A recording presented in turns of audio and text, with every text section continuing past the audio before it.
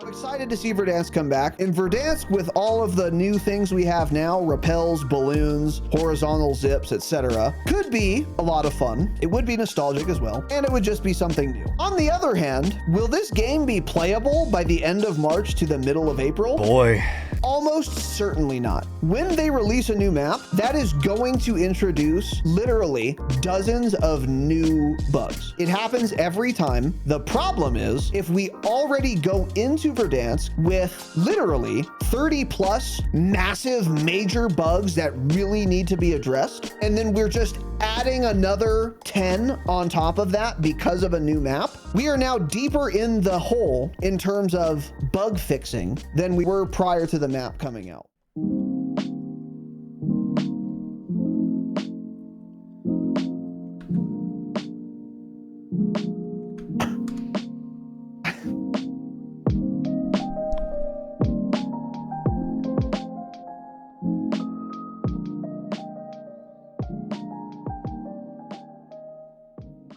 We are live, boys and girls. Welcome to Dropshot, Call of Duty Podcast, episode number 489.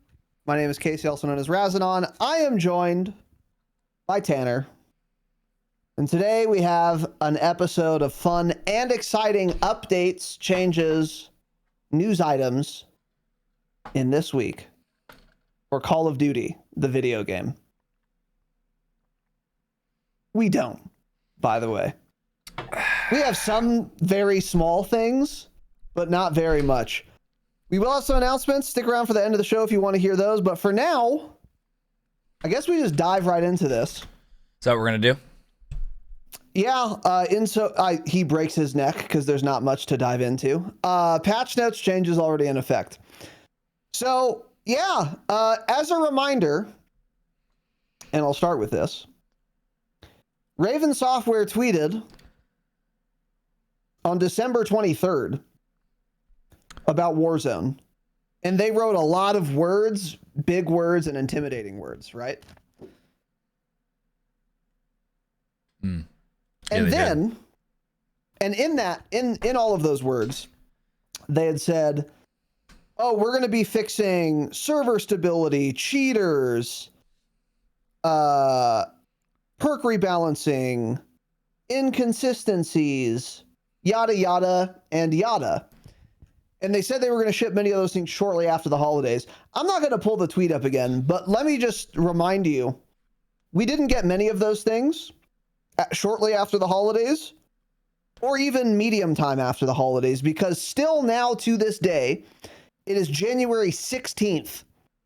We have not gotten many of those changes shipped after the holidays, shortly or otherwise. We still haven't gotten anything. So as a reminder, Raven can and will, and every other Activision studio, lie to you a lot. And they did it again on their Twitter, which bothers me a ton. Yeah. And I was getting annoyed no one else had talked about it until I saw Charlie Intel tweeted this recently, a couple days ago. They had said, hey, Raven, you said you were doing many of these things shortly after the holidays, but you haven't. What's going on?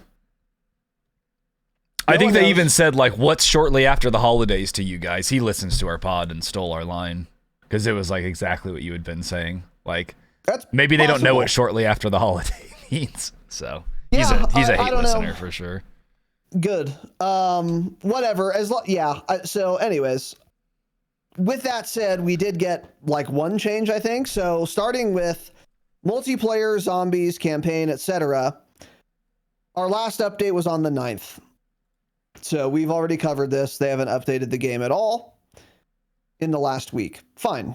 Multiplayer didn't need too much, so whatever. Warzone. We did get one update on Monday, January 13th.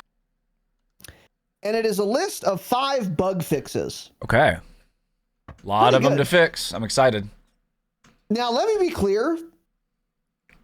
A surgical strike on very important bugs to fix. 5 bug fixes could have been huge. Yeah. Could have been massive. What did we get instead of that? Because now, we already know These are ass dog shit bug fixes that don't matter. So, of course they are. Let's get into them. Okay. Fixed an issue where loading screens were causing instances of freezing or crashing. You know what? That's a big one. Yeah. That's a really big one. And they did appear to have actually fixed it. So it was related to the loading screens. That wasn't Cap, I guess, huh? That was the rumor going around is change your loading screen. Okay. Nope. Because we all did that and then crashed afterward. Yeah. So it wasn't related to that. It might be, I don't know what it was related to, but that particular type of crash where you do it before you even load into a match was in fact resolved. And that was not the problem, game breaking, though. I guess it seemed like, yeah. It was a lot of people just couldn't queue, it was basically. Awfully annoying. I don't know about game breaking, but it was fairly high on the priority list. And they've actually fixed it. So that's a good start. I will give it to them. Let's see what's next. Fixed an issue with the bullet trajectory on the AMR mod 4. I know what that means and what the issue was. I don't either. And that is not a big deal, obviously. So, okay. Fix an issue in Resurgence where a player dying out of bounds would lose functionality of their field upgrades and kill streaks. Okay. Okay, the sequel. What are we doing? Whatever. Fix an issue where models weren't visible for ammo boxes, self-reses, and throwing knives. Okay. And last, fixed an issue where players would not have a death icon when dying to red light, green light. Okay. That's it. That's all we've gotten. And as a reminder, I mean, almost none of this matters, right? Obviously, you know, the dying out of bounds thing is, I guess, somewhat important. And the loading screen thing is good, but by and large, who gives a shit about any of this? Not me. Not the vast majority of people who play Warzone. And none of these things are bug fixes that were addressed in the tweet where they said they would be addressing many of those things shortly after the holidays. That includes none of these things. Because the things in the tweet were actually, some of them, important, relevant, and would be good to change. So, of course, they weren't actually fixed. So, yeah. And that's it. So again, they can put out a small update for bug fixes like this, but they've yet to even make the tiniest dent. They've yet to even rub the long list of bug fixes that actually matter. Well, this loading screen one was a big one. They haven't even scratched the surface. Yeah. They haven't touched it. Yeah, that's what you could say. They've kind of blown on the surface a little bit. They've blown on it. Yeah, right. They're trying to breach a solid steel door, and they're blowing on it like that. That's all they've done so far. So yeah, yep. Fuck, I hate them. And then by season 2, they'll get their toothbrushes out and start scrubbing at the door. Yeah.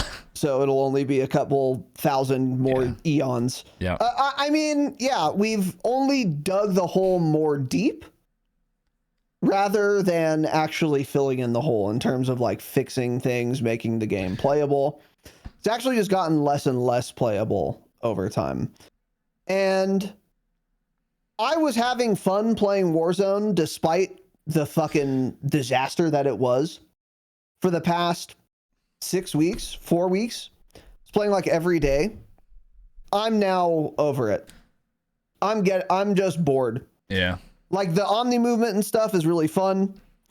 And, you know, despite all the problems, I was enjoying the game, but now I can't. Now I don't enjoy it. It's just not, there's nothing left for me there. Yeah. It's just not fun. Yeah. Even if they would just do some weapon balance, that could spark some new life for probably a lot of players. But it's like, we've been using the same weapons on the same map with the same bugs, the same server issues, the same exploits, and the same proportion of cheaters since day one. The only thing that's really changed since day one is they did an audio fix, which was needed and did improve the audio a lot. And they nerfed battle ready, which was also a good thing. But that's it. I mean, they haven't done anything else. M4 is still the only AR to use. Jackal is pretty much the only sub to use unless you want to get crazy with the PP919. Playing on Urzikstan still, same map we've had for over a year. Or on Rebirth, which we've had for like 5 years. Or Area 99, which they've reduced the player count on. Yeah. I always forget Area 99 exists. I really, truly do. Because even if I see like gameplay come up on TikTok or something, it's either Urzikstan or Rebirth. Fuck, that was a waste of time designing Area 99, yeah. Real waste of time. Imagine if they just spent that time on another new big map. I mean, yeah. They should spend their time doing nothing other than fixing the game first. But anyways, Jake and I were playing some Area 99 a couple days ago. We played for like 2 hours and the lobbies were not dying really fast anymore. Like the pacing was actually fine every game, which was really surprising. And my theory is now that ranked is out and now that the novelty is totally worn off for this map, everyone left who plays it is really bad. So the lobbies don't die off super quick anymore.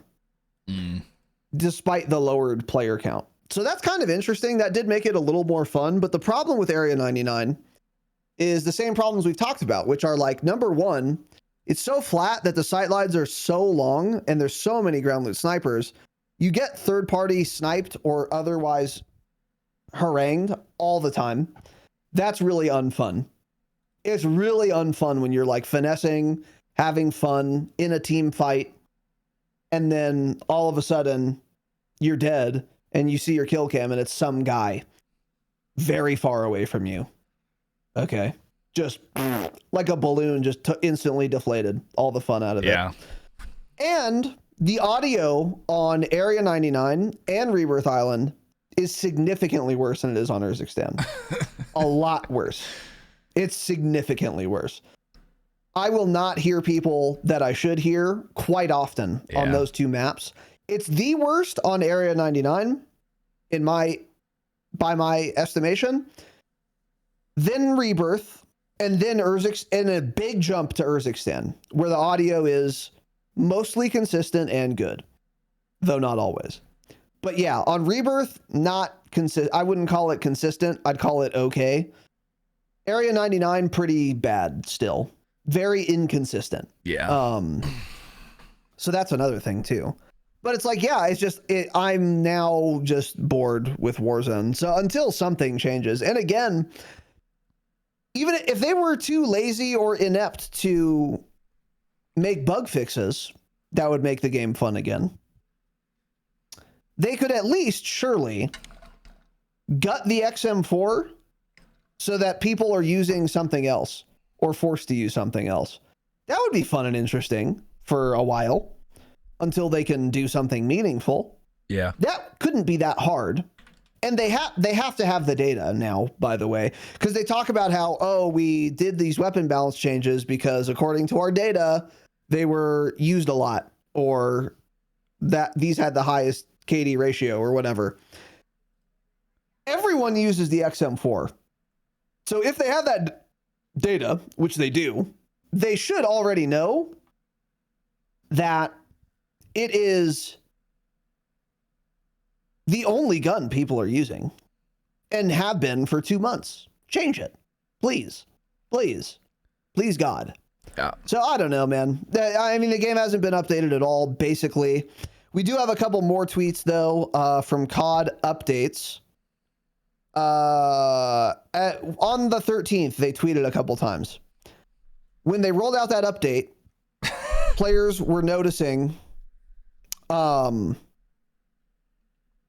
longer than usual matchmaking times. I think we had this issue.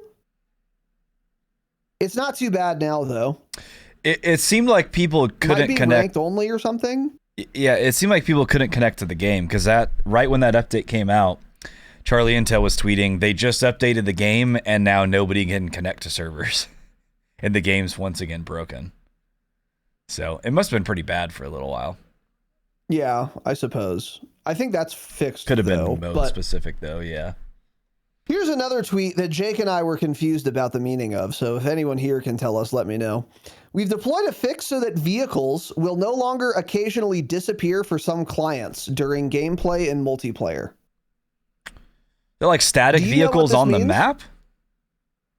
Like a vehicle just wouldn't render in for you? That was our best guess,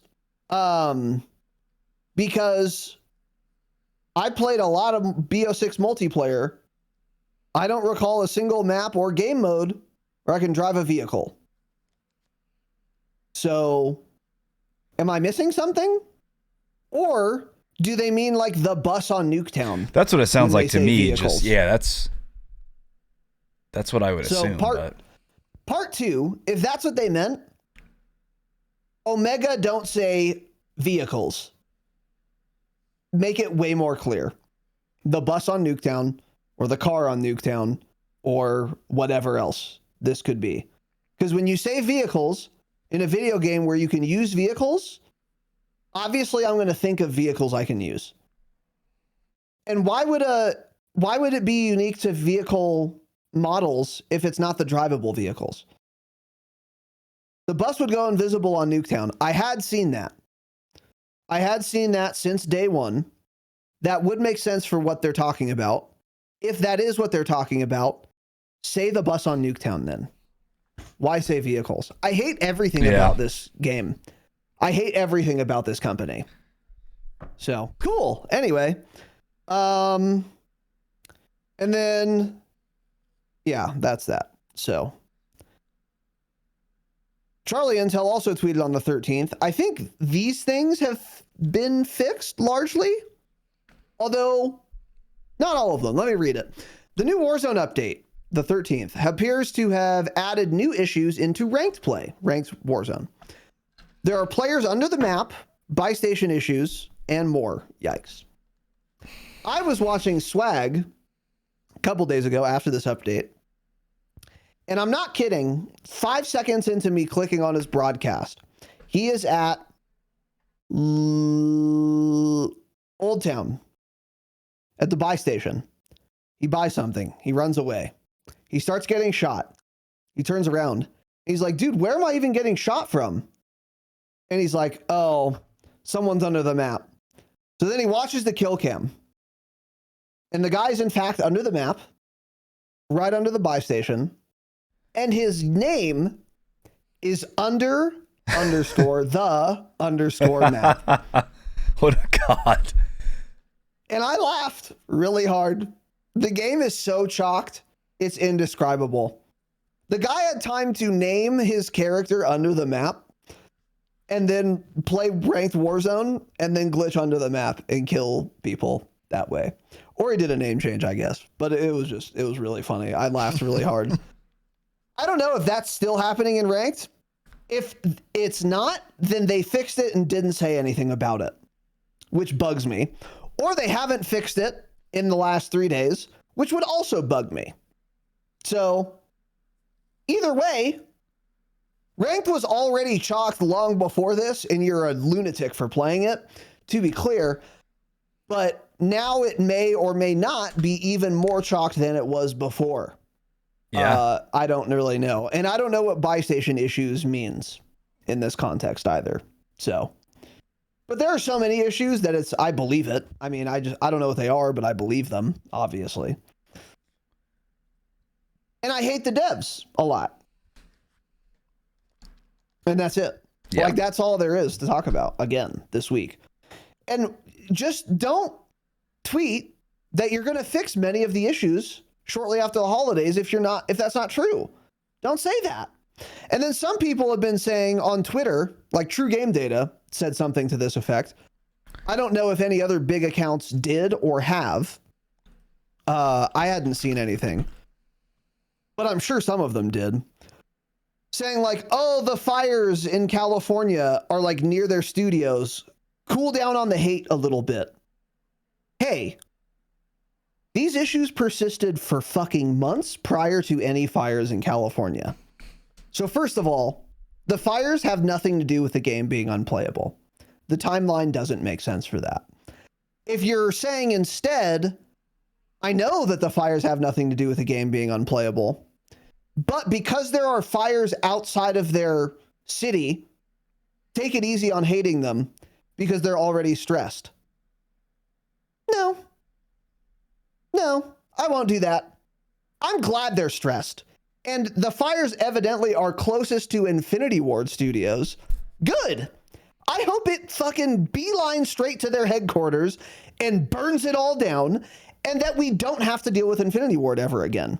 And then I hope it beelines directly from there, takes a balloon right to Activision headquarters, burns that all down too, so that we can get a new office, some new infrastructure, maybe some new employees. Oh no, some of the QA people died. Oh, what a shame. And then get a game that's playable. That would be cool. I'm on board for that. But telling me not to like, oh, cool down on the hate because there are fires that are not at the studio, by the way. The studio has not burned down. It might, but until then, no. I don't care that there's a fire 2 cities over from where you work. First of all, you don't live there. I wish you did, because then you'd have more time to fix the game, but you don't live there. If I worked at some office that was not at my home and a fire might burn down my office, I would be a little stressed, maybe, depending on if I like the job, how employable I am, and when the last time I updated my resume was. But it's not like these people are in mortal danger, obviously. And especially for the people that are the main reason why the game is dog shit, which are like the studio heads, they're not getting fired if the studio burns down. They're going to build another studio and go work there. They'll be fine. These people make way more money than anyone on Twitter talking about this. Fucking Joe Apricot and whoever the fuck else are studio heads. Ted Timmons. They're very rich. They'll be fine. If the place that they remotely connect to from their home office burns down. What are we talking about? I wonder how many work from home now, yeah. Because did it at some point, though, wasn't it a big deal because Activision was making all the studios go back to office work and they all got mad? So I wonder how many work in that office and how many are still home. I'm not sure. Because I remember even some of the Raven devs that I follow were like, I have to move to head close to the Raven studio now because I have to go back to work and shit. So, but again, if this was a thing, just simply tweet from the Call of Duty account and say, hey guys, we were trying really hard to get a big update out. I know we said shortly after the holidays. Unfortunately, the fires are close. We had to shut down the office for whatever reason. I don't know. You could at least say that. You could say anything. But the bigger thing is the game has been completely broken before any of the fires happened. So, I mean. And it was already no longer shortly after the holidays before the fires even started. So that would be a lie, to be clear. But at least lie to us. At this point, get on Twitter and tell me lies. I won't believe you. To be clear, I'm not going to believe anything Raven says for the rest of this year at the bare minimum, and probably for longer. In addition to every Activision-related studio outside of like the Treyarch Zombies team, because they are the only ones that have demonstrated their ability to do their fucking jobs for this entire year since BO6 launched. And actually the multiplayer devs too, in my opinion. Multiplayer still very playable. But everything else like Raven, iDub, Activision writ large, fuck them. Fuck them. And oh, stop hating on them because there are fires kind of by the offices. No, absolutely not. The fires have nothing to do with this. And I don't care if they're extra stressed out. I'm glad they're more stressed out. I mean that. I want them to suffer in real life. Fix the game. Don't lie to me. Yeah, fuck. It bothers me so much, man. Just nothing has happened. Weeks and weeks and weeks and weeks of nothing happening. It's just unexcusable. Inexcusable. And I was lying about them saying at least lie to us because that does bother me a lot. The fires do have nothing to do with the fact that those whatever fixes were delayed. Because again, it would not have been shortly after the holidays, even after or prior to the fires having even started. So don't say that that's what happened, because then you just be lying more, and that is gonna bug me a lot. So like, I don't know. Yeah, I'm in full crash out. Like, it's just the game is not fun. It's the same fucking game with the same fucking problems. And they said they were going to fix things shortly after the holidays and didn't. And a lot of people, luckily, to be fair, a lot of people are very mad at COD right now and have continued to be. Yeah. We've covered a lot of other people's kind of Twitter crash outs. Aiden also, I don't know if we talked about this, made a little Twitter video where he had said, Warzone's my favorite game, but it's just fucking dog shit. So I'm taking an extended break until something changes. I'm in the same boat. Like, at this point, shit's just not fun. So until like there are actual substantive, meaningful changes, I'm not going to play Warzone, not out of some like principle thing, but because it's genuinely just not at all fun to play anymore. I was having fun for the last couple weeks, but now it's not even fun. So it's like, I'm just done. I'm over it until something changes. Yeah. But nothing has. And we don't know when anything will. And even if they released a statement with a timetable, I wouldn't believe them.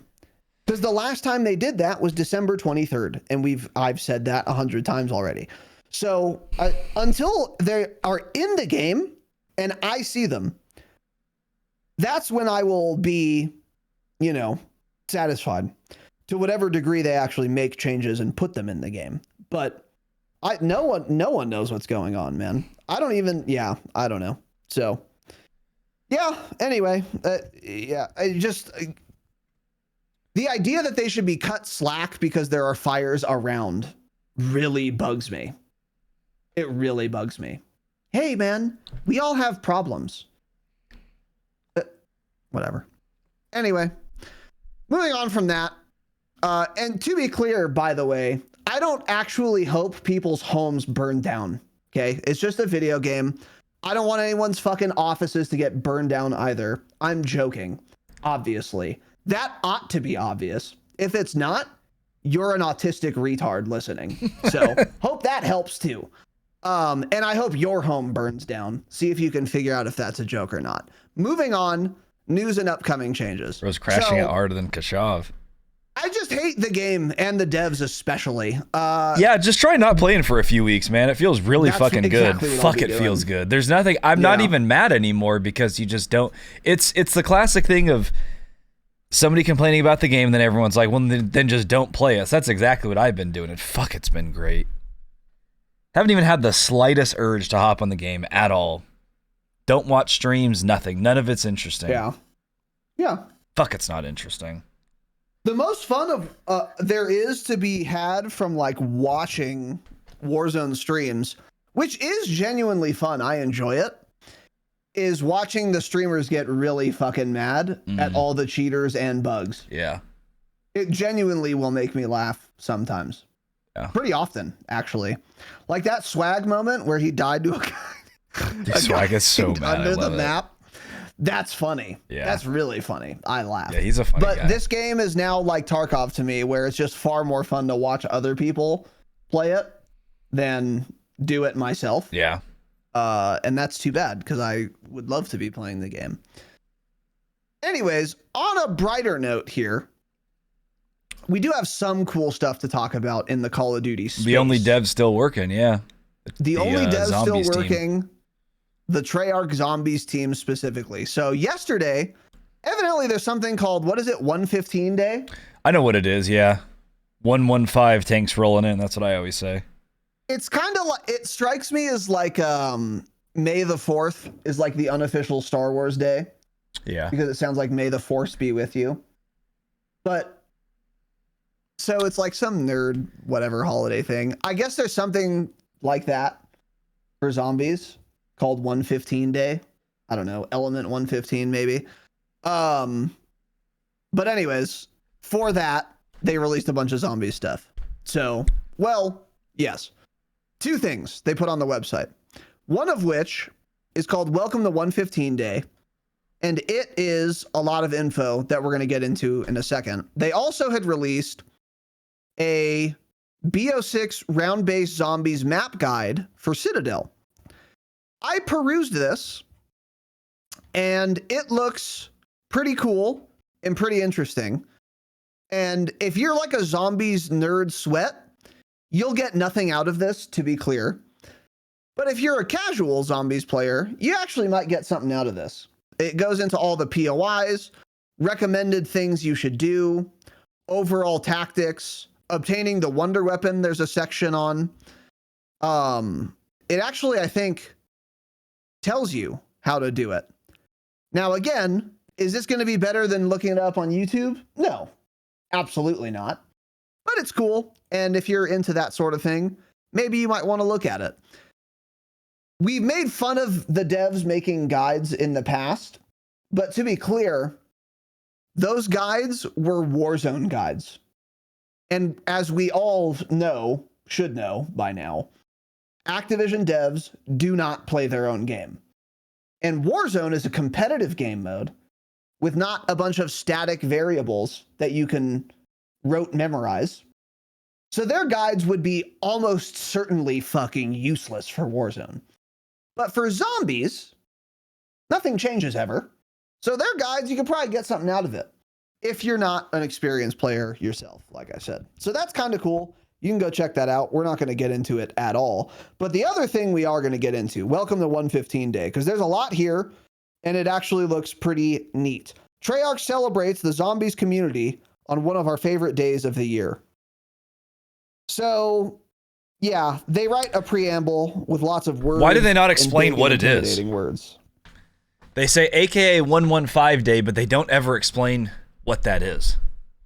Yeah, it pisses me off. Yeah. Not that it matters. It's just, don't say like January 15th has arrived, aka 115 Day. Tell us what it means. I'm not a long-time zombie fan, man. I just want to know what it means, because now I'm annoyed that you didn't tell me. Yeah, it's very exclusionary. You're right. So anyway, they say, while everyone at the studio is heads down on polishing new content for Season 2 and working with teams across the franchise to improve various aspects of the game, more on that soon, we're taking a moment today to celebrate zombies. So, if we are to believe what they just said here, teams across the franchise are working on new content for Season 2 and various aspects of the game, which we will get more details on soon.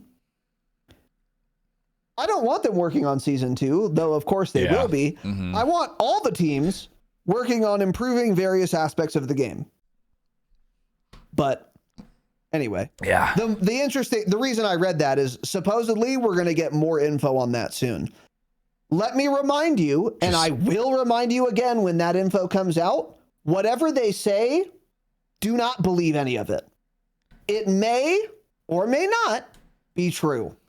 That's what I always say, because again, they tweeted on December 23rd they were going to fix many of the issues in Warzone shortly after the holiday break, and then also did not do that. And to this day, January 16th, many of those issues have been untouched, actually. So they lied to us recently, within the last month, inside of the last 30 days. They've lied. They will continue to lie. And when this blog post comes out with the various improvements they plan on doing in the future, and we cover it, don't believe them until you see it with your own 2 eyeballs. And I will again remind you when we go over that. I will drill it into your fucking head. I can't help it. Don't believe them.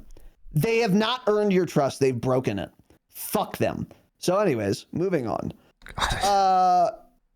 But yeah, we're back to Treyarch Zombies team. Treyarch Zombies team. Although they fumbled a bit with Citadel, it seems mostly fixed now, so cool. In honor of 115 Day, we're dropping the BO6 version of a quad feed. I'm so annoyed I read that.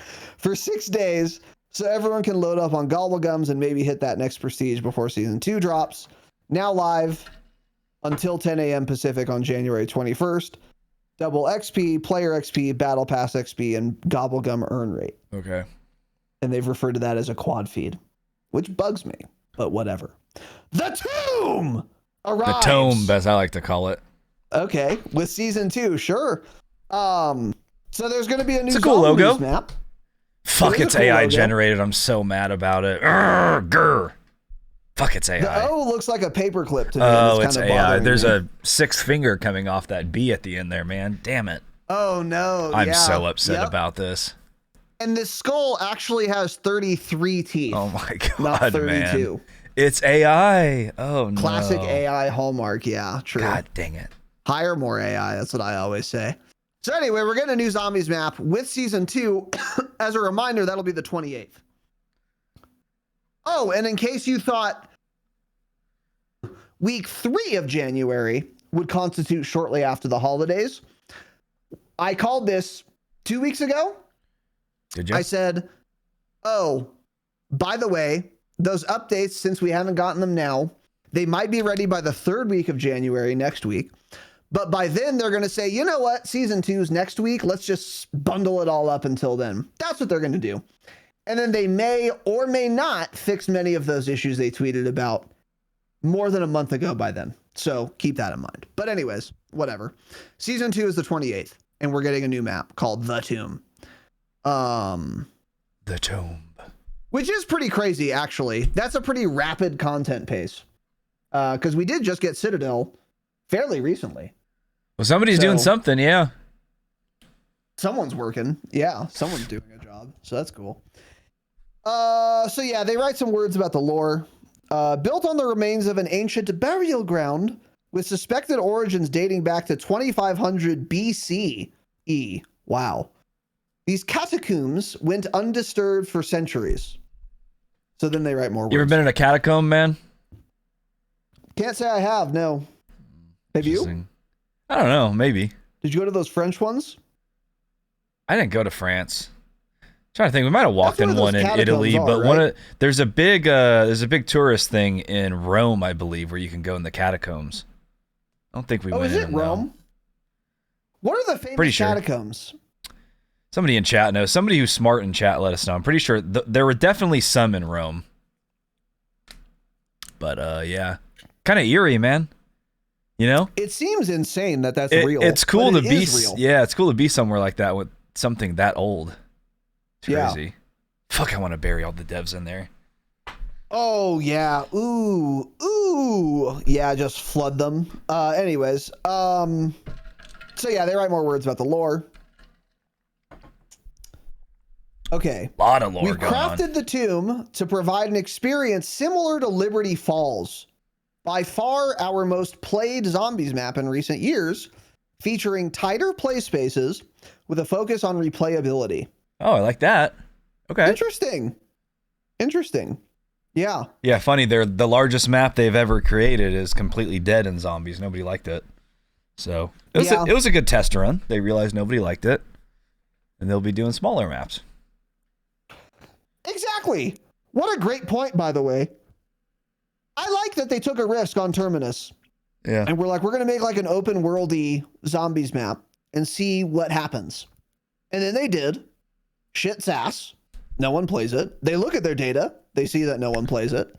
So then instead, what they didn't try to do is make another one and then write a blog post saying, hey, I know you guys told us you don't like this, but we think it's best for you, so we're going to shove them down your throat and make more of them. Instead, they said, oh, okay, you guys didn't like that? That's fine. We'll stop trying that, and we'll make a new map that's like the map you guys play the most. Yeah.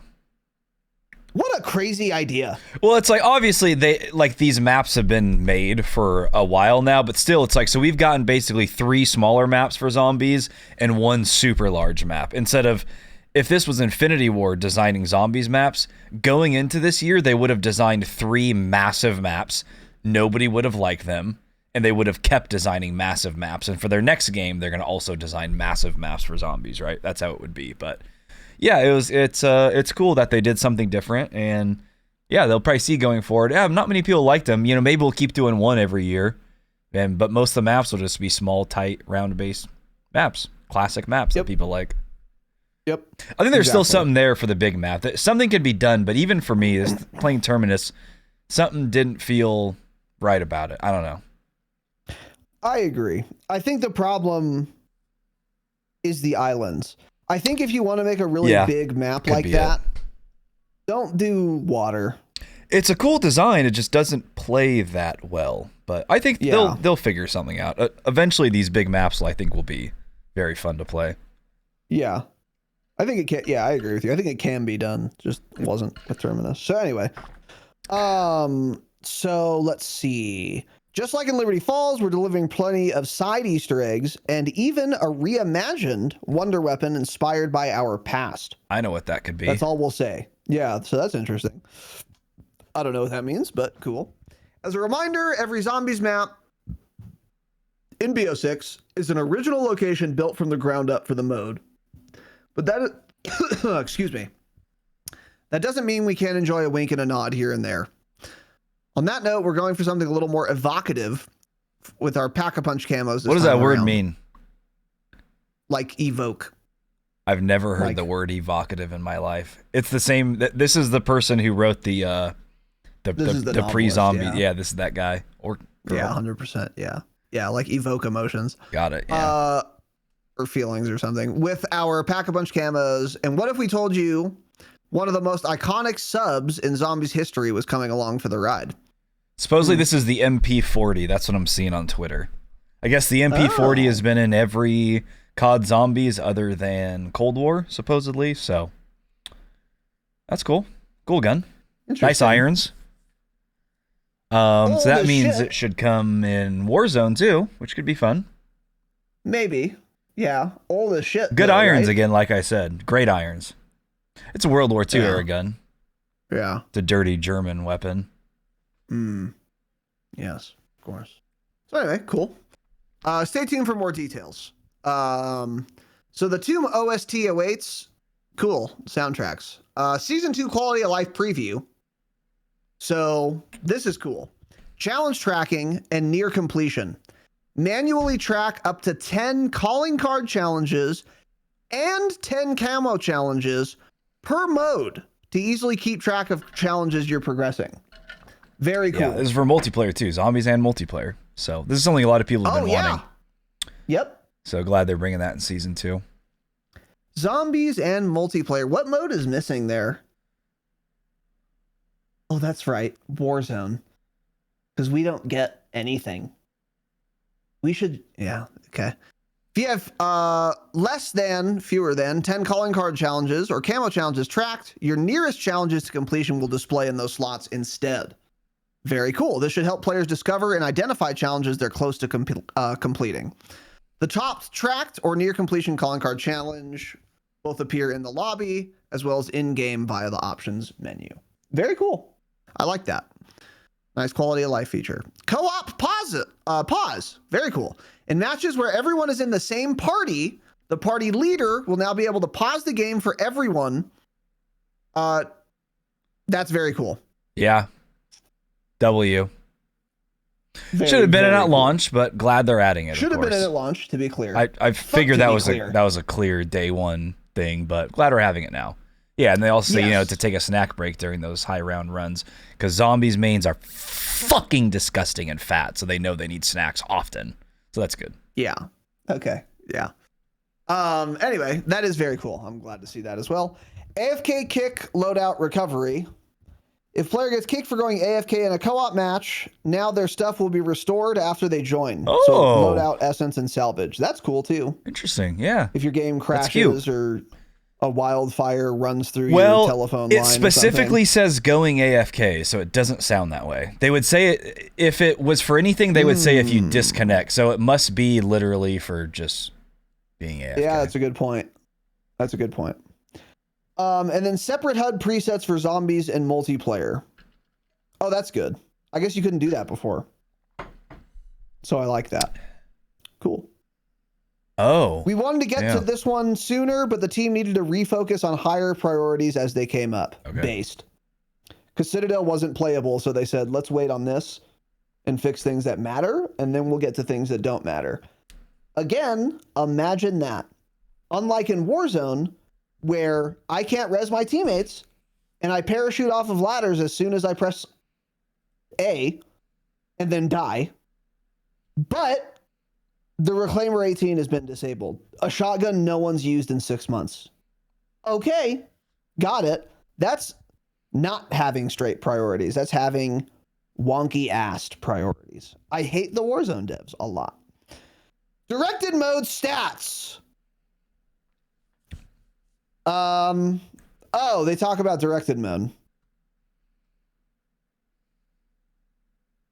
And how it's like a success or whatever. Cool. Based. Not reading any of it. But I like the directed mode. I've never used it. Probably won't, but I don't care enough about zombies to. Yeah.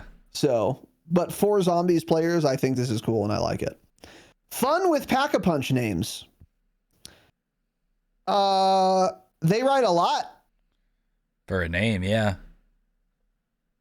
Oh, they go in, they give you like some lore on a bunch of them. So I'm super not reading all these, but for example, the Tonto becomes the Kubakiri. A Tonto is a Japanese short sword, and a type with the blade on the inside curve was used for Kubakiri to cut the heads off dead enemies for trophies. So that's why they named it that. Oh my god, they cursed. They said badass. Wow. Yeah. You know what's funny? They're allowed to say badass on their official website, but I'm not allowed to say badass in their game's lobby chat. In a game that's rated M for mature, because I can't even turn on turn off my profanity filter anymore. Cool. Yeah. Rules for me, but not for thee. Awesome. I don't really care. They're just having fun with these. Oh my god, they went through every single gun, I think. Just about. Wow. I don't know about that, but they went through a lot of them. There are lots. Yeah, too many. Lots. Welcome home, Abby. That's what I always say. Yep. So yeah, that's next. That's the next header. I don't know what it means.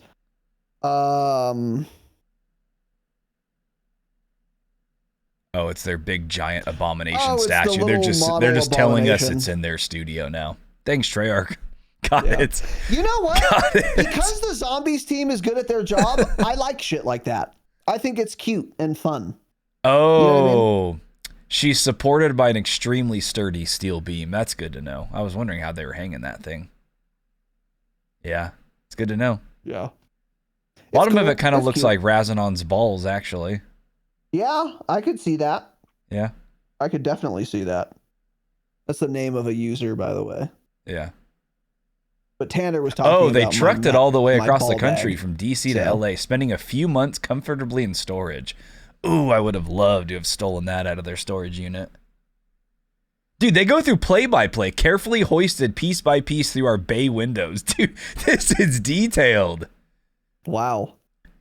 Yeah. The Hoisted. Treyarch dev zombie team gives more info on how they delivered their life-size abomination statue through their windows of their studio than we get info from any of the other studios and teams related to fixing the game. I've received that. Welcome home, Abby, True. man.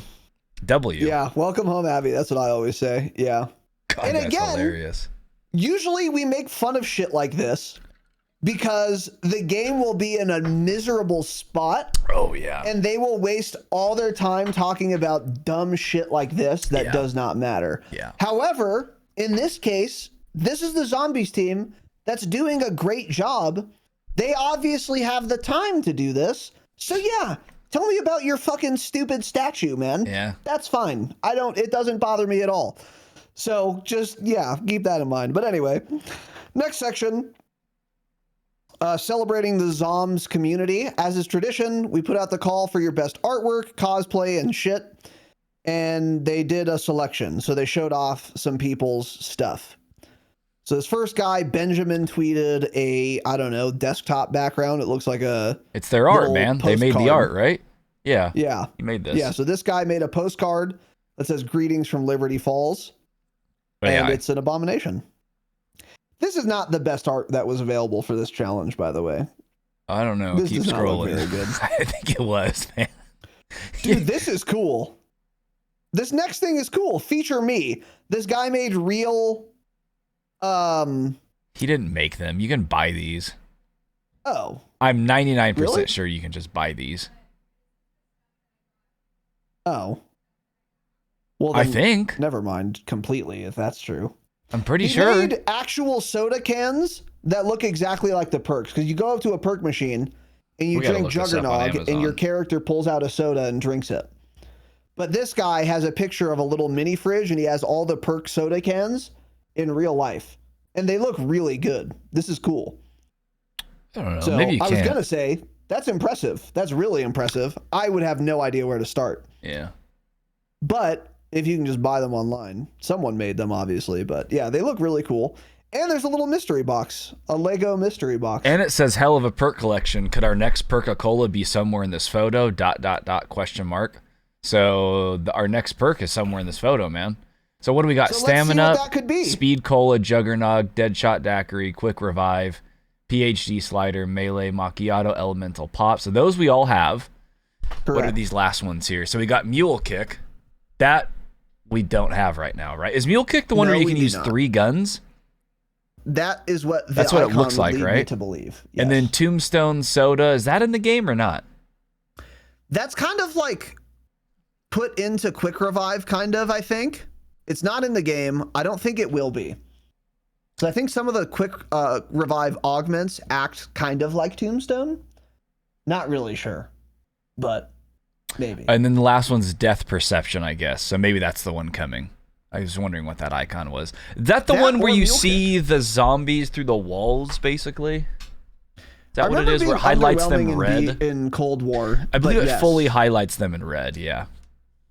And it probably Yeah. does something else. I don't remember, but okay. My guess would be Mule Kick or Death Perception are the next one. Your guess would be correct because those are the only two that we don't have. Well, other than Tombstone, maybe. I don't remember if there's Tombstone. Yeah, I guess not, huh? There isn't Tombstone. Yeah, no. so the other two. Yeah, I think it's probably one of the two. So that's cool. Anyways, another one is Yeah. a Shadows of Evil poster that looks, and let me be clear, respect to I'm Black Ops 3 guy on Twitter, fucking dog shit. This is bad, right? Am I crazy? Or does this look like utter hey, ass? I'm not an artist. I don't claim to be. I couldn't do this, but it doesn't look good. Yeah, I can tell you that much, man. Yeah, okay. It looks like Yeah. a drawing from a 10-year-old Make-A-Wish kid, which is fine. Maybe that's what he is. I don't know. He could be a child. If he's a child, I have a lot more respect. If it's an adult, then that's a big meh for me, yeah. It looks like a talented 8-year-old could make this. Yeah. And again, I'm also not an art guy. I could not do this. Big but art guy. that is not saying much at all. So this is trash, but that's fine. Whatever. Totally fine. Some other guy. Here's some art I did over the last year for YouTube thumbnails. These look pretty cool. This is cute. It's By a the cute way, design. This is what we've been reduced to because they don't actually update the game, by the way. So if you're like, holy shit, this is dog shit content. Yeah. This is what we've been reduced to. Autistic So. kid art. Yeah. Yeah, exactly. This is actually good art, though. The first picture is 4 people. I don't know any of them, but it looks pretty cool. The second one looks dope, too. I don't know what any Zap. of this is, but Zap, that's what I always say Yeah. in comic book style. That I actually do say zapped a lot. And then another one, Yeah. Okay. again, Yeah. looks like a somewhat talented, no, these are a little better, 10-year-old could do. Just fine. These are actually fairly decent. It's just the style. I'm not a fan of this art style, but you know. It looks like the album Send cover me your for art. The Offspring. I'll judge it. That's what it looks like to me. Yeah. Yeah. So, The kids aren't all right. That's what I always say. okay. And then some other guy, Taco. You notice With all some of these more kids have like art anime pieces. profile pictures, basically. Well, they're furries, yeah. Yeah. They're- yeah. This one's cool. I like this one. Actually, great work. Wow. The This bottom one's left very image good, yeah. is neat. A lot of 4 bokeh on art that. pieces. You know what bokeh Yeah. is? Yeah, I do actually. Okay. A lot of bokeh going on there, huh? Yeah, but yeah, it's like weird. Yeah. Yeah, so that one's quite good. A lot of Black Ops fans with Parkinson's, according to Bates. That's what they're saying in chat. Yeah. Okay. This next one is cool. It's a cosplay of some guy with a pretty good looking ray gun, and he has a revive symbol over his That's head. cool. That looks dope. That's cool. That's Julio neat. cosplay. I like that. Doesn't look like a Julio. That's fine. We'll let that slide. He doesn't look like a Julio, but he does look exactly like a Zombies player. Yeah. And a cosplayer, which is fine. Yeah, that's a great looking ray gun, dude. That's really cool looking, actually. That ray gun looks really dope. Yeah. Wow. Great work, Julio. And this got the least amount of likes, of course. Classic. Yeah. Right. Yeah. And then another one, the doctor is in the house. Some guy put on a polo and an Indiana Jones costume and then put red marker all over it. Don't feature that. Okay. Next one, locked and loaded. Some guy showing off another ray gun that looks pretty good. A lot worse than the other one. That's why these patch notes are so long. I mean, I can't stress enough that 70% of this blog post is just showing off kids' art. Okay. Yeah. Yeah. Oh, I think that's the mark of the beast. Yeah, that is. Some guy's tattoo, Zombies tattoo. Okay, sure. Another ray gun. What are we thinking that is? Is that an arm? Is that a leg? What are we working with? It's an arm, right? That is Gotta be a left arm. I Fuck, believe. that's a limp arm, a limp wrist. You can tell that wrist down there, real limp, man. Yeah, that's possible. So, all right, I'm about done going over. Oh, there's two more. Okay, so the next ones are another ray gun. This one's like made of wood. Again, very cool. Great looking ray gun. I couldn't do it. Yeah. Oh, he's got the little power cells too. That's pretty dope. Yeah. And then the last one is, I don't know what this is. It's the wonder weapon. It's a scepter. I think it's the staff of ice. Okay. Oh, so this must be an old wonder weapon, and this is probably going to be the wonder weapon for Tomb, as I like to call it. Because it says here's an incredible fan-made version of the Staff of Ice, which again, I know exactly what it is and which Zombies game it was in, which we're definitely not highlighting for any particular reason other than the quality of the craftsmanship on display. So that's a hint. It's going to be a... Yeah, that's a great hint weapon. Finding. I found it. I've discovered it. Yes. You should be an Easter egg hunter, man. Thank you. That's what they always say to me. That's what they always say. And then they write some sentimental shit. Before we wrap things up, thank you. Oh, there we go. They talk about the fires here. Hold on. Let's see if they made an excuse. During these ongoing wildfires that have impacted the lives of so many of our colleagues, friends, and family members here in Southern California. You know what's weird? Treyarch was still able to update all of this stuff for Zombies despite the wildfires that have impacted the lives of so many. Where is Treyarch HQ, actually? Let's look this up. We did look it up. Santa Monica. Headquarters. It's in Santa Monica. Are the fires near that? Yeah, they're within a few miles of the evacuation zone. They're about as close to Treyarch as any of the other dev studios, in other words. They're about as close to the fires? What did you said they're about as close to Treyarch. What did you mean? The fires are about as close to Treyarch HQ as they are to like iDub and Sledgehammer and Raven HQ, right? Well, they're closest to Activision HQ, which I saw in a tweet was only like 1.5 miles or 1 mile from the edge of the evacuation zone. And then I guess the Treyarch studio was a few more miles away. Infinity Ward is further away. They're in a different area. Infinity Ward is up in like Woodland Hills now, I think. They're up north more, like north of Pacific Palisades, not down in Santa Monica. And Raven is in another state, so Raven's a good 2,200 miles away probably from the evacuation zone. Yeah. So what's their excuse? That's exactly my point, yeah. Is like Treyarch's able to do meaningful changes and updates to Zombies and multiplayer. The only thing wrong with like Treyarch right now, and I've always said this, I don't think this particular issue is a developer issue. I think it's a publisher issue, is the rampant cheaters running through ranked multiplayer. Yeah. But I think they're just not allocated the resources to make an anti-cheat because the anti-cheat is the responsibility of the publisher, not the dev team, probably. So even if they wanted to make a good anti-cheat, they probably can't. Their hands are tied. So really, insofar as things they are in control of, Treyarch's just as close to the fires as everyone else, but they can make meaningful, timely updates to multiplayer and zombies. So, despite being as close to the fires as Raven is, for example, so what's Raven's excuse for fucking Warzone? Or whoever else is working on Warzone? Again, this is why that tweet bothers me so much. It's like, I don't care if there are fires by the office. So I can stop getting mad that a product that I pay for is subpar. It's just so fucking retarded. Anyway, whatever. So anyway, W Treyarch, W zombies. That's cool. So we have some other things here. These are mostly leaks, I think. So keep that in mind. Oh, I'm glad you included that one. So Verdansk will reportedly return to Warzone in Season 3 of BO6 Warzone via the Ghost of Hope.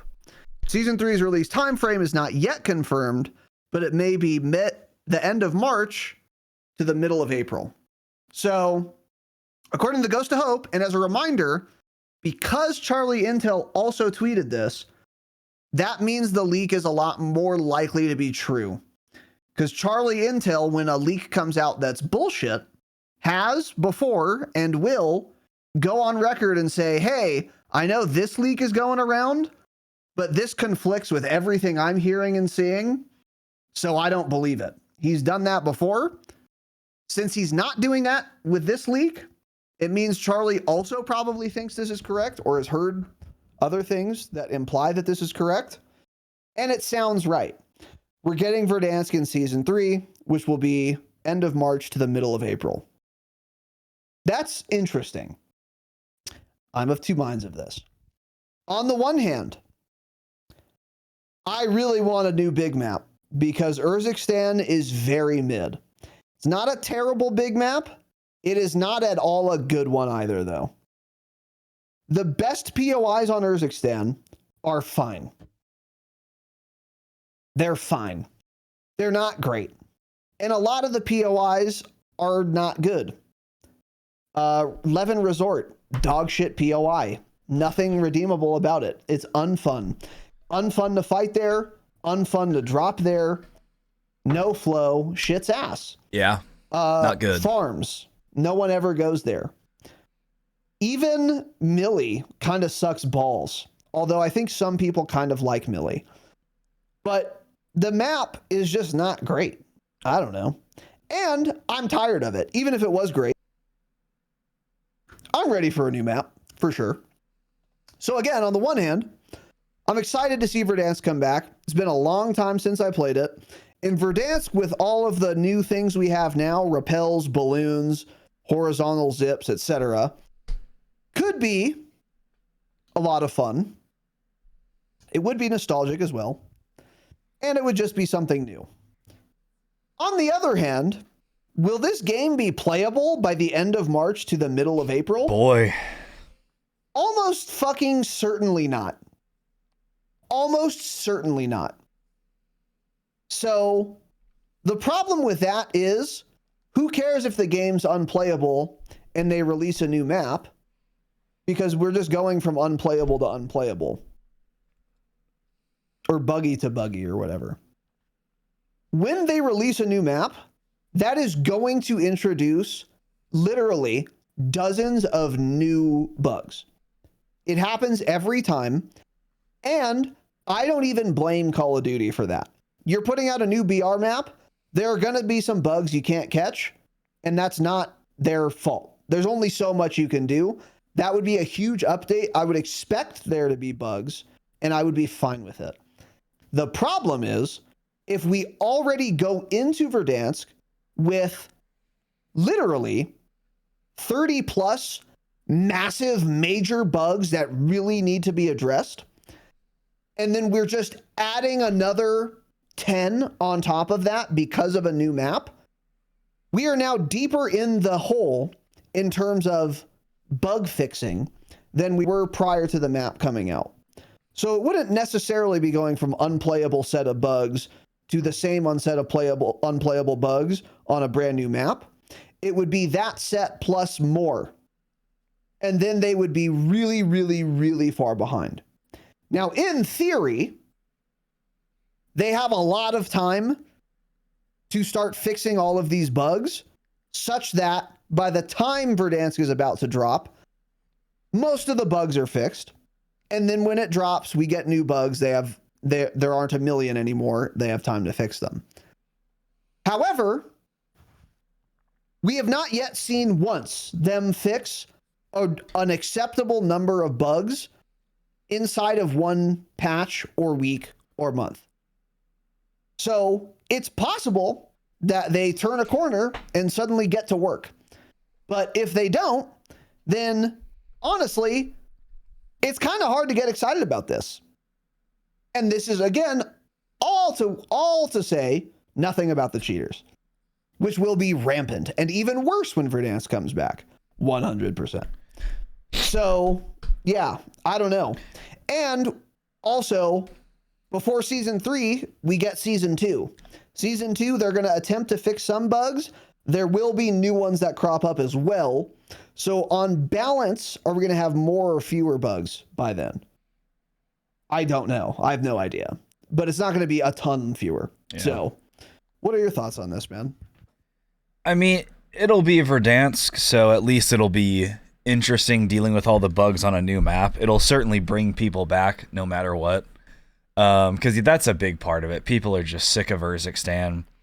A lot of people, too, at this point are, don't want to play Rebirth. Area 99 was a bust, so it'll be something different. At least it'll be a little less rage-inducing for a short period of time, even if all the bugs are still there, because at least, again, you're experiencing them on Verdansk. But yeah, I thought they had plenty of time as of like a month and a half ago to fix the issues in the game, but they did. A month and a half later, we're going to be going. Exactly. Well, I mean, we're not going to be getting this update until January 28th. That includes bug fixes, new content, maybe weapon balancing. Hopefully, there should be. So then it's like we're basically in February at that point, and the new map, Verdansk, is supposed to launch the following month at the end of the following month. That's not a whole lot of time. They haven't fixed anything so far, really, that mattered. Other than, like you said, the biggest thing was the changes to audio that they made early on. So I don't know. It's not looking like the game's going to be very playable, and unfortunately. I mean, if season 1 or season 2 launches and the updates or the patch notes don't include at a bare minimum 10 to 15 major bug fixes that are on our list, then it's not looking good at all. It's not looking good. Yeah. I'm guessing it's going to include 4 or 5 of things we've experienced on our list. Yeah. And what's funny about that too, because they don't have time. They will probably include 4 or 5 major bugs on the patch notes, but then we'll have actually successfully fixed 2 or 3 of them. Yeah. So, yeah. This is why I said, and I stand by this, Warzone is just chalked for this entire fucking year. I think we're just too far on the back foot now. We're too far behind. And unless, like, I don't know. I don't know what would even have to happen, because I don't know how we got here in the first place. That's the thing. So, whatever. But I am kind of with you. I'm so over this game that I'm not even really playing it until probably season 2 again. But yeah, it's like I'm so bored. I have nothing to lose, basically. So yeah, bring me Verdansk. It'll be a buggy mess, and that'll be fun for a while. And then, eventually we will be probably more on the back foot with even more bugs than before. But at least it'll be a new map to experience them on, which will be fun for a little while. And then it won't be. And then season 4 will come out, and then we'll be even farther behind on bugs because there will be new bugs, et cetera, et cetera. But we'll see. Whatever. Yeah. And again, I hope I'm wrong. We hope we're wrong. I would love to be playing this game and having fun, but I mean, it just doesn't, I'm not going to lie to you. It doesn't look like that's the case. So Moving on from that, Microsoft hoped that the Activision acquisition would attract more developers to use Microsoft Azure servers for gaming. But Activision still uses Google Cloud and Amazon Web Services and not Microsoft Azure, even after the acquisition. And the source for this is a paid article from The Information, which we will not be buying. So this is kind of interesting. What I don't really understand is like, okay, Microsoft hoped that them acquiring Activision would attract more developers to use Microsoft's servers for gaming. But Activision, which is now owned by Microsoft, still uses Google Cloud and Amazon Web Services and not Microsoft servers. The way that's worded makes it sound like Microsoft hoped Microsoft would use Microsoft servers, but even after Microsoft acquired Activision, which is now Microsoft, Activision, which is Microsoft, did not choose to use Microsoft servers, even though they're also Microsoft. So my question is, why are you hoping Activision uses Microsoft servers? Why not just make them use Microsoft servers? You own them. What am I missing? Am I misinterpreting this? I don't know. I have no clue. It's weird. Yeah.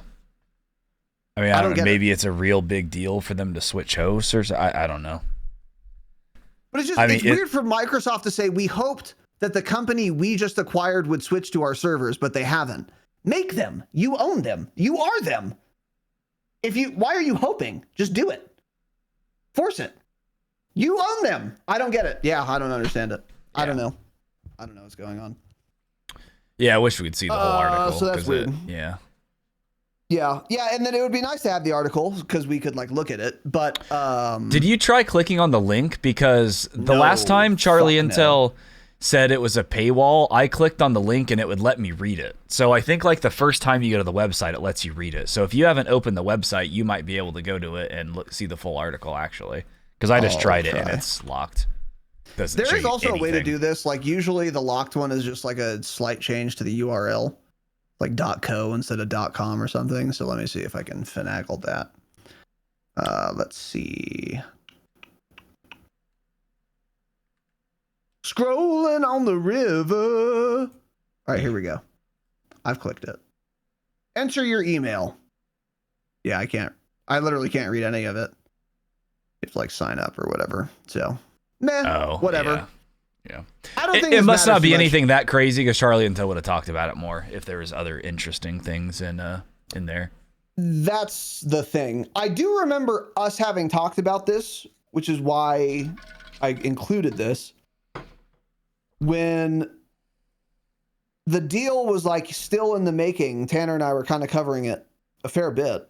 And one of the things we said is like, oh, maybe this will mean they switch to Microsoft servers or use more servers or whatever.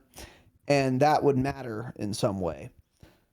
However, whether or not they do switch servers, I actually don't know how much that would ultimately matter, because my understanding is since Warzone came out 5 years ago, we've been using the same servers, roughly, or from the same company's servers that whole time. Yet certain eras of Warzone had good hit reg, and others, like now, have really bad hit reg, even though we've been on the same set of servers the whole time.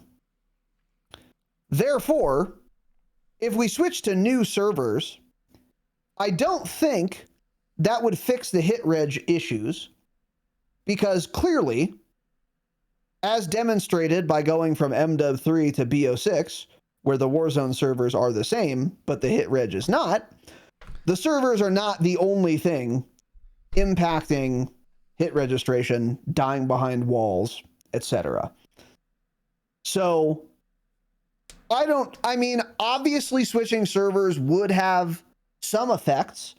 If you had more servers, for example, your average ping would probably be lower because there would be more servers from which you can, or to which you can connect in theory. But there's also SBMM, so it kind of puts you on whatever server it wants anyway and has no regard for where you are. So I just don't think this would ultimately actually matter that much, which is all a moot point right now regardless. So yeah, well, and I mean, the servers were good at one point early on in COD. Exactly, yeah, we had 150 players and rarely had server issues.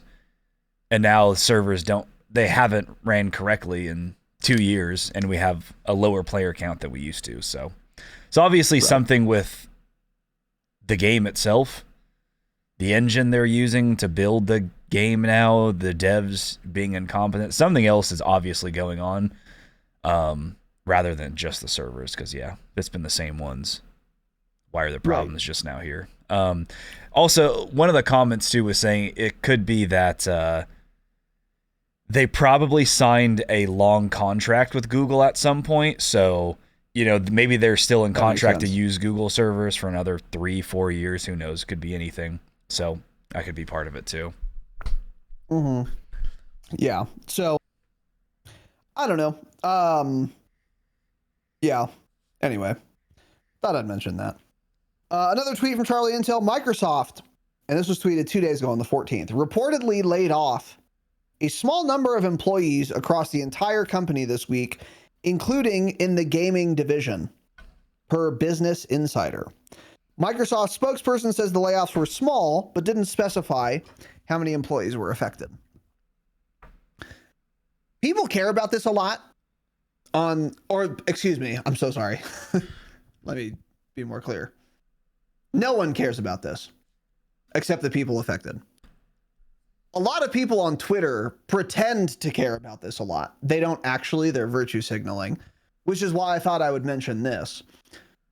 But if you see some tweets about, oh, the game's really bad because Microsoft laid off a small number of people in the gaming division, don't believe them. They're lying. The game, when it had billions of employees, still was not updated frequently enough at all and was not quality assured ever. Never. Except in the Treyarch Zombies department, I guess. So, yeah. This doesn't matter. These people life goes on. They'll be fine. Okay. This is not a genocide. It's a layoff. So relax. It would suck. Yeah. But don't pretend like you care. You don't. You don't care. Obviously, you're virtue signaling, and it bugs me.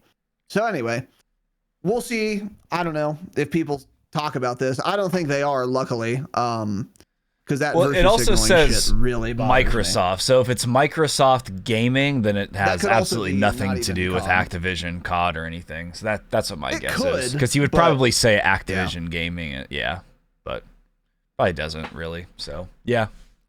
Next up. Another tweet from Charlie Intel. This is about the player count. So for the week of December 28th to January 4th, COD remained at number 2 most played game on PS5 and number 1 on Xbox. And the game fell to number 9 on Steam. Went from number 7 to number 9.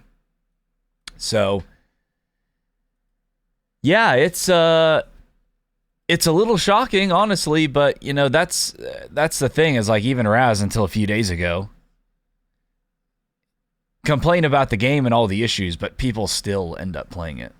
So for PlayStation, number 1 was Fortnite, and then number 2 was COD, and then we got GTA, Marvel Rivals, NBA, stuff like that. And then Xbox number 1 was COD, and then Fortnite, Roblox got it, and then so on. And on Steam, at number 9, COD was beaten out by Marvel Rivals, CS2, Path of Exile, Helldivers. I didn't know Helldivers still had that many players. Every single time we look at these charts, Helldivers is still up there in the top 5. Some game I've never heard of, Rocket League, Warframe, Pal World, got it.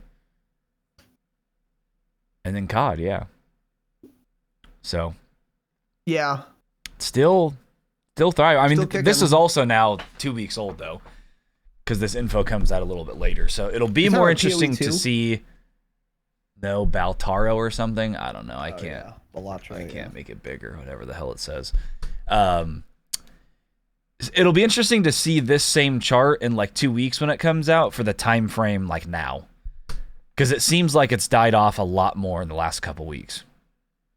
So it'll be interesting to see if it falls out of, like, who knows, the top 3 even on console. Because if COD isn't in there, then that's pretty wild. I would love to know what it was like during Warzone 2. Like, obviously you can find this info, and we covered it at that point, but wonder what it was in, like, the most boring month of Warzone 2, if it was still just number 1 on console, because there's nothing else to play or something. Yeah, I don't know. That's a good question. But there's still players. Hopefully they're making far less money. Hopefully people aren't buying bundles, but the players are still there. That's why, and that's why, we've been asked this question probably 20 times since we started this podcast. What do you think, like, when will COD die, or when's the next COD killer? What would it take? Very difficult, if not impossible. Like, it's too big to fail.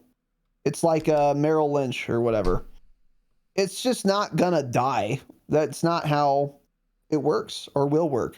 Despite, no matter how much we bitch about the game or how bad it is, people still play it, because it's a great quote Tanner brought up to me, which is very true.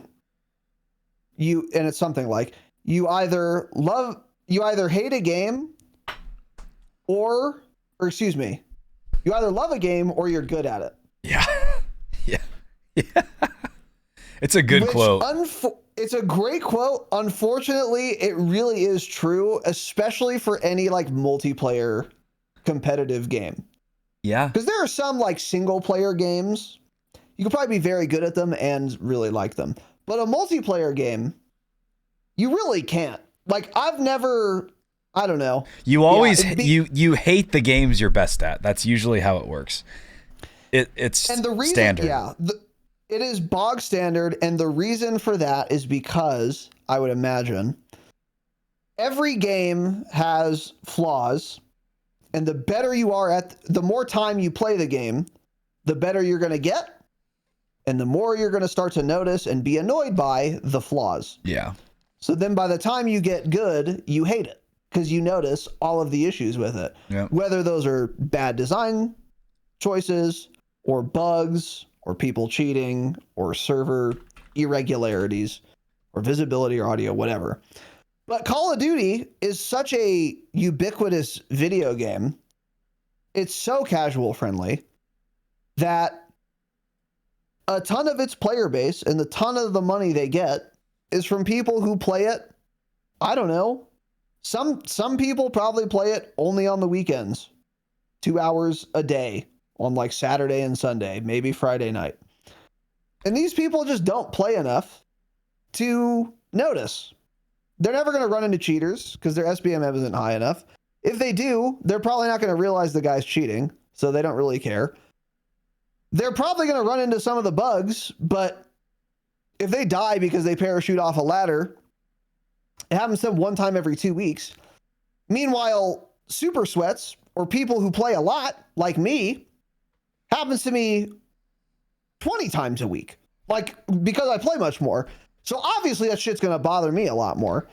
But anyways, Call of Duty, it's so casual friendly and has so much popular appeal that it's like, the player counts can tell you something, and when we talk about, it's losing player counts, we're never saying it's losing player counts and is on the verge of death. That's not what we mean. What we mean is it's losing player counts, and that means compared to itself, it is doing poorly. We're never saying compared to all other games, these numbers are bad. That's not what we ever mean. Maybe we should say that more when player counts or whatever come up. But yeah, like, don't lose sight of the bigger picture. No matter how abysmal the Steam player count numbers for COD might look, they're always, in the grand scheme of things, compared to all other video games, very impressive, very high, very popular. So, yeah, it's for a few outliers. It really does seem to be like a true statement.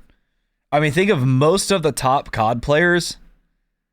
They honestly usually hate the game. They don't have a whole lot of good stuff to say about it, especially right now. I mean, people like Shifty is just every tweet is like, I can't believe we're playing this game, shit like that. I mean, he just despises it. He's a top 2 player in the world probably in Warzone. It's just that way for all the games.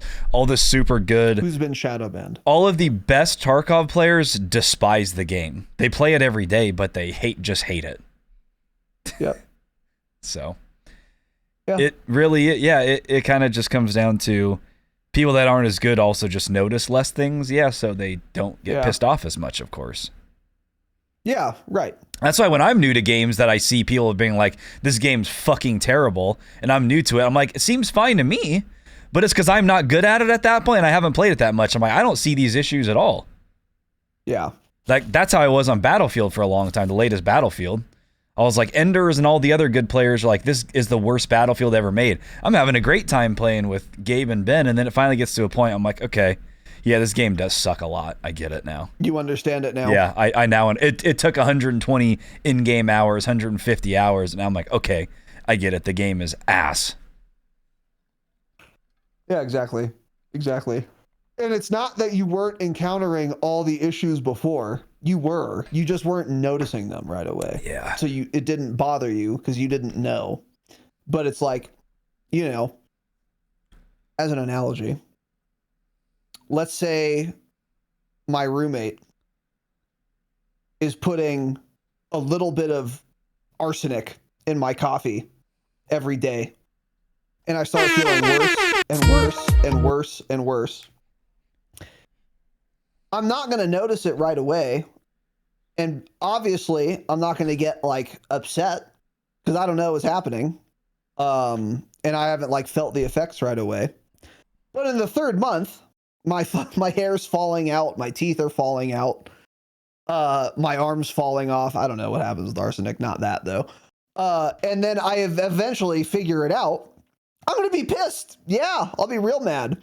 And it's not like that. It's not like the arsenic was never not there. It's just that I wasn't noticing it. Yeah, it's kind of the same thing.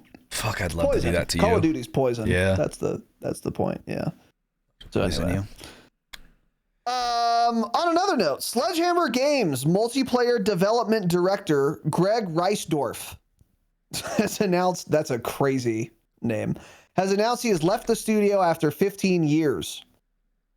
He worked on all of Sledgehammer's COD titles over the years.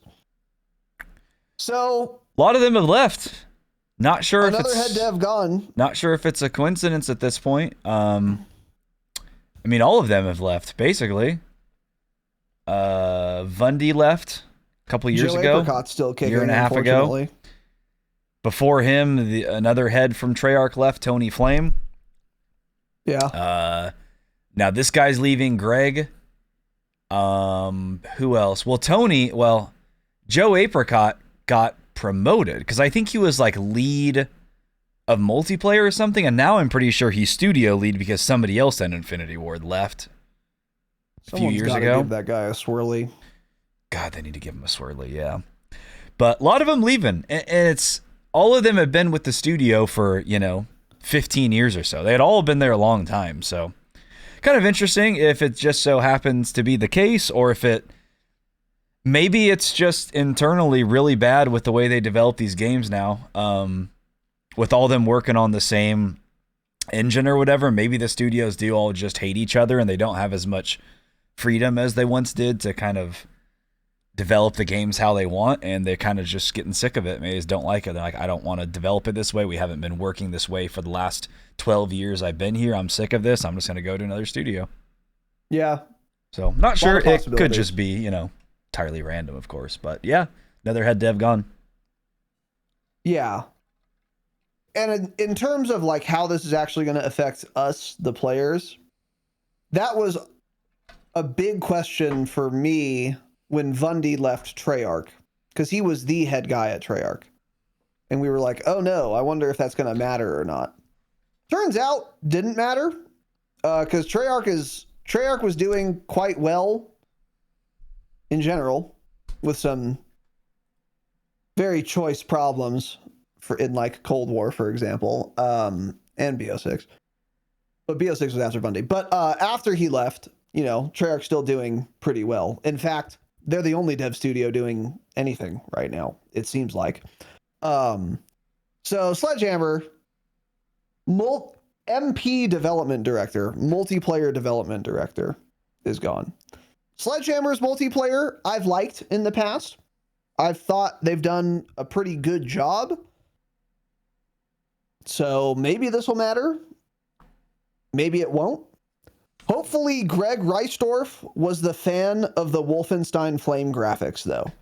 That's what I'll say. Yeah. Because if we could not see those again, because Sledgehammer loves putting flames on my screen that look terrible and dump my FPS by 100. So if he's the reason for that, then this is good news. But we'll see. So yeah, very, very interesting. Two more small things here. So the Switch 2 is coming out. There was what's it called? CES? A big nerd conference that happens every year where they announce a bunch of CES exists. I don't know what it stands for. I think that's what it's called. It's like a conference where a bunch of, I don't know if conference probably isn't the right word. It's a thing. It's a showcase. You go to the City of Industry and a bunch of vendors go there too. So like Nvidia went there and they presented their new GPU. I'm sure AMD was there, a bunch of games companies, etc. And Nintendo was there and they announced the Switch 2. Oh, wow. So their next like console. And the Switch bothers me in concept because it's like an actual console and it's also a handheld gaming thing at the same time. Pick one, but whatever. So the Switch 2 is coming out. It's going to be that, but newer. Why are we talking about it here? Well, I think Call of Duty is coming to Nintendo, isn't it? It is. At some point, I don't remember when it was, but they signed, I've got the tweet up right now, Charlie and Tell. Microsoft signed a 10-year deal with Nintendo for Call of Duty to release on Nintendo consoles. This happened, sometime last year, I think. Early last year, maybe. So we should be getting, possibly, the first COD mainline title the end of this year on Nintendo Switch, too. So 10-year agreement.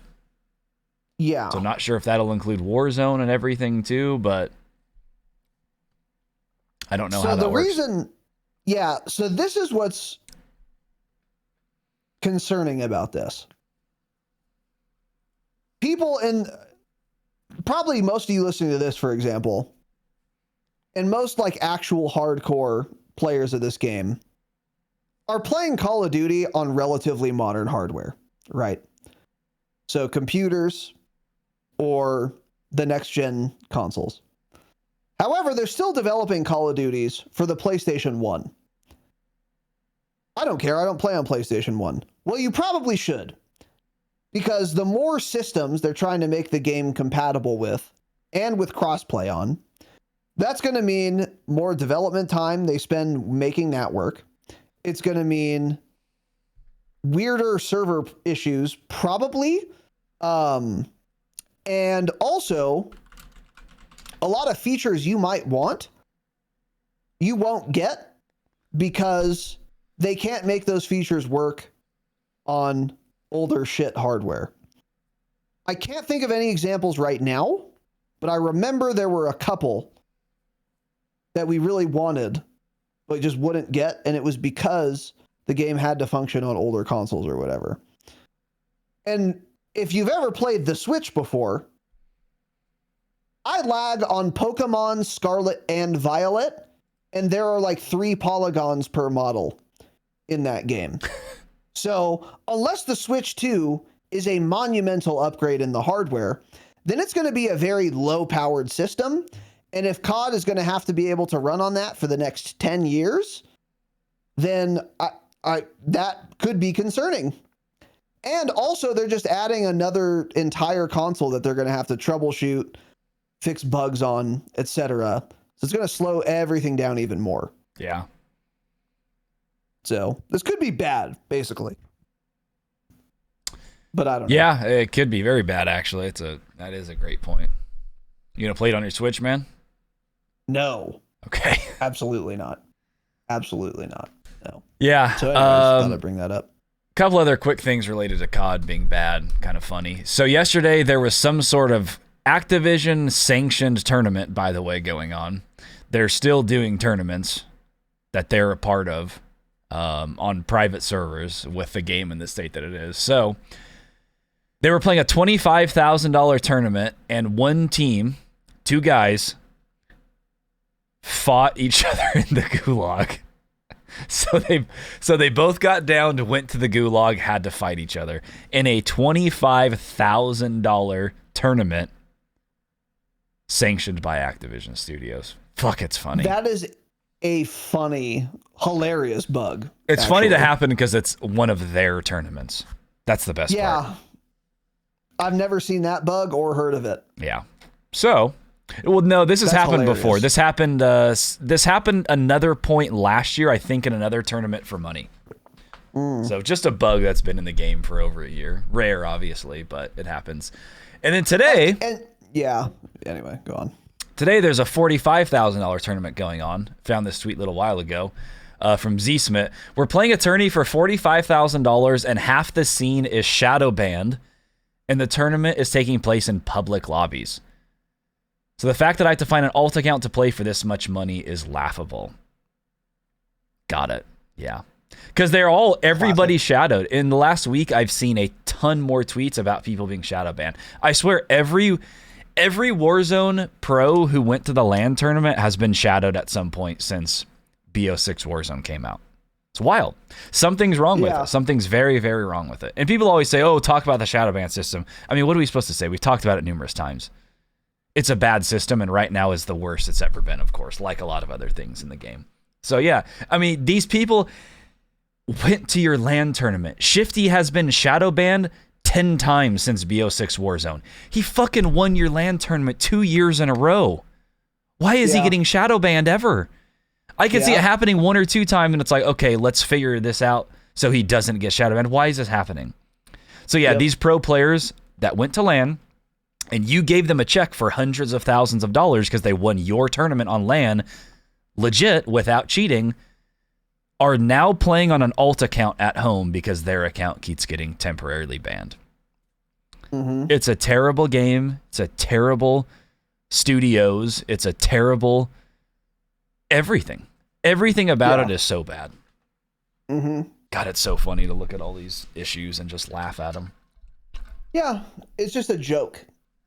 I feel bad for these people paying for money. Yeah. So. Fun. Yeah. And also, by the way, this implies heavily to me, the fighting your teammate in the gulag thing, that once again, custom private Warzone lobbies are like different than public lobbies. Yeah. Why?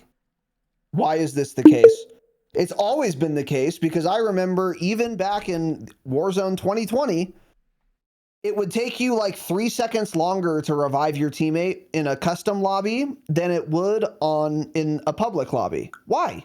Why do we have different like code or whatever for custom lobbies versus public lobbies?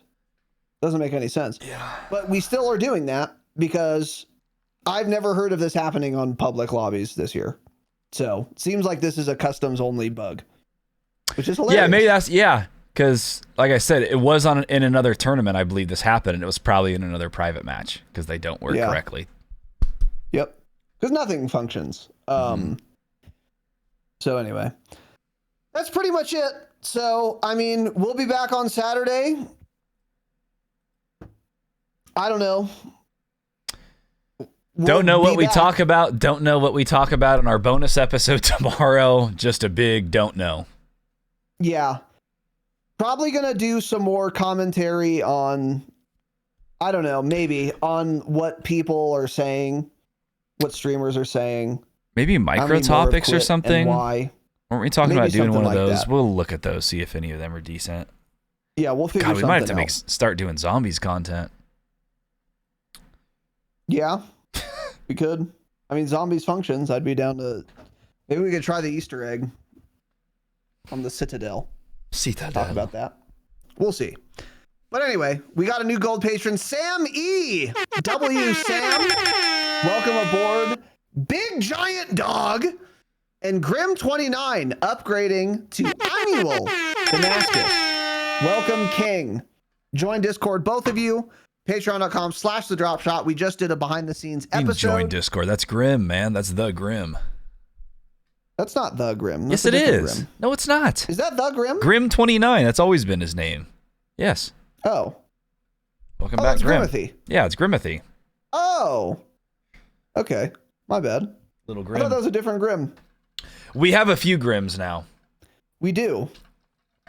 We have a Grim who's active in Discord now also. The Grim Man or something. I don't know. I don't know exactly. There are multiple Grims at this point. Yeah, that's where you're confused. So Grimothy, welcome back, King.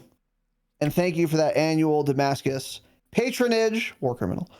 Now, speaking of Patreon, we just did our, behind the scenes for our Damascus patrons. Go give it a listen. It was long. It was a long one. And then for the rest of you, we haven't done any bonus episodes yet this month for gold, but we're going to record one tomorrow, come hell or high water. Yeah. I don't know what we will do. We'll figure it out. I've played a lot, so I mean, we could talk about something, but regardless, if you are a patron, you'll get something Saturday morning. And we will obviously do the other two at some point as well. Don't know when we're doing our hangout. So it'll be next Friday, the 24th. That's when we will do it. Probably. Yeah. I think so. That'll be Damascus patrons. Have some fun. Fuck, we'll have a lot of fun. And if you want to support the show, get some bonus eps. Ad-free and early access public episodes as well. Patreon.com/the Dropshot. It is the best way to support the show. And honestly, it's hard to pitch the Patreon right now because nothing's happening with the game. So, I mean, I can't sit here and lie to you and say, oh, now's a great time to join the Patreon. It's not. Now's a dog shit time to join the Patreon, frankly. It's not a good time. Bog standard time, yeah. It is maybe less than bog standard time to join the Patreon because the game fucking sucks and is the same as it was 6 weeks ago. However, eventually, the Patreon will go bonkers once again, and you should join just because you like us and you want to give us some money. And you do get bonus episodes, even when the game is dog shit. Just like when the game is good, and you get, again, ad-free and early access, and a cute little Discord role. So, thank you for watching. Thank you for listening. We'll see you guys on Saturday. Activision devs do not play their own game. And the game sucks.